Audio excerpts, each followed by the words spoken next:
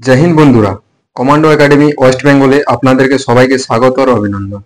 বন্ধু আজকে ভিডিও এসএসসিতে বহুত বড় চেঞ্জিং হয়েছে 2025 বা 26 এর ক্ষেত্রেও। চেঞ্জিংটা কি তোমাদের নুকসান হতে পারে এই চেঞ্জিং এর জন্য। সেই জন্য তুমি যদি এসএসসি জিডি ক্যান্ডিডেট হয়ে থাকো 2025 এ তাহলে সম্পূর্ণ এই ভিডিওটা তোমার জন্য। বা 26 এ যদি তুমি ফর্ম অ্যাপ্লাই করতে যাবে তাহলে এই যে আপডেটটা তোমার কাছে জানা দরকার, তো তোমার ফায়দামান হবে। এবার আমি তোমাদেরকে বলি এসএসজিডি যদি তুমি 2025 এ ফিজিক্যাল পাস করে আছো, তোমার এখন মেডিকেল হওয়ার আছে।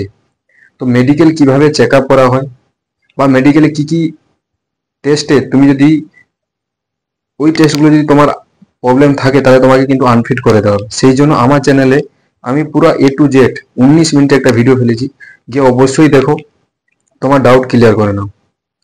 এবারে তোমরা কমেন্ট করতে পারো যে আমি কখন লাইভ আসবো, সেই টাইমটা আমি বার করে বা সেই টাইমের ভিত্তি করে আমি তোমাদের কাছে লাইভ আসার চেষ্টা করব এবং তোমাদের যে ছোট ছোট প্রশ্নগুলো আছে ওটা আমি ক্লিয়ার করে দিব।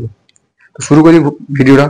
2025 এ আগে কি হতো, তুমি যদি ওবিসিতে ফর্ম ফিল আপ করেছো বা এসসি কাস্টের উপর ফর্ম ফিল আপ করেছিলে বা ইডব্লিউএস উপর ফর্ম ফিল আপ করেছিলে, ফাইনাল কাট অফতে কি হতো, তোমার ওবিসি কাট অফ থেকে জেনারেল কাস্ট কম যেত, তো তোমাকে সেই জেনারেল কাস্টে পোস্ট দেওয়া হতো, মানে ফাইনাল সিলেকশন তুমি হয়ে যেতে, বা তুমি এসসি থেকে জেনারেলে চলে যেতে।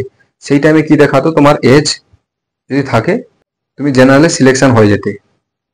কিন্তু এবারে সেটা হবে না, কারণ কোনো স্টেটের কোনো ছেলে মেয়ে এমএচএ কে মেসেজ করেছে যে যেটা ফাইনাল সিলেকশনে হচ্ছে সেটা কেন ফিজিক্যালি করানো হচ্ছে না। Physical OBC cut off high যাচ্ছে, জেনারেল কাস্টে কাট অফ কম যাচ্ছে, তো আমাদেরকে কেন জেনারেলে পাস করানো হচ্ছে না, আমরাও মেডিকেল করতে চাই। তো সেই সব দেখে এসএসসি একটা চেঞ্জিং এনেছে যে তোমরা ওবিসিতে ফর্ম ফিল আপ করেছো, তো তোমাদের ওবিসিতেই চাকরি, যদি তুমি ফাইনাল সিলেকশনে যেতে পারো তাহলেই চাকরি হবে। বা তুমি যদি ইডব্লিউএস এ ফর্ম ফিল আপ করেছো তাহলেও ইডব্লিউএস এই তোমার চাকরি হবে।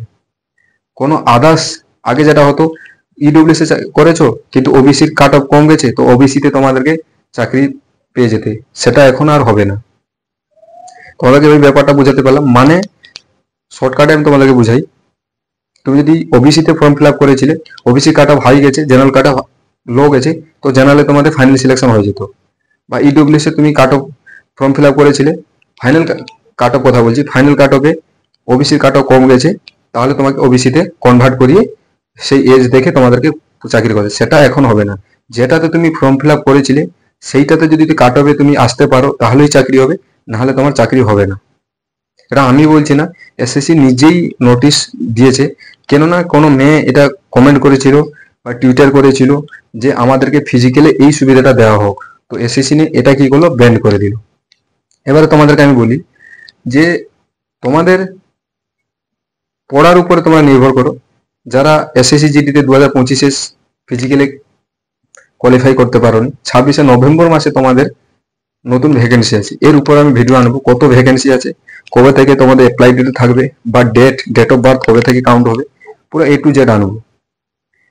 বাকি তোমরা অবশ্যই কমেন্ট করবে যে ভিডিওটা কেমন লাগলো, বা আমি লাইভ কতটা সময় আসবো, তাহলে সেই টাইমটা বার করে আমি তোমাদের কাছে লাইভ আসবো এবং কিছু কিছু প্রশ্ন তোমাদের কাছে আমি শেয়ার করে দিব, তোমাদের যেটা কাজে লাগবে। অনেক ছেলে কমেন্ট করছে নখনিকে এরকম রিমুভ করা হয়, আমি টাইম বার করতে পারছি না, টাইম বার করলে অবশ্যই আমি সেই ভিডিওটা আনবো এবং তোমার ডাউট ক্লিয়ার করে দিব।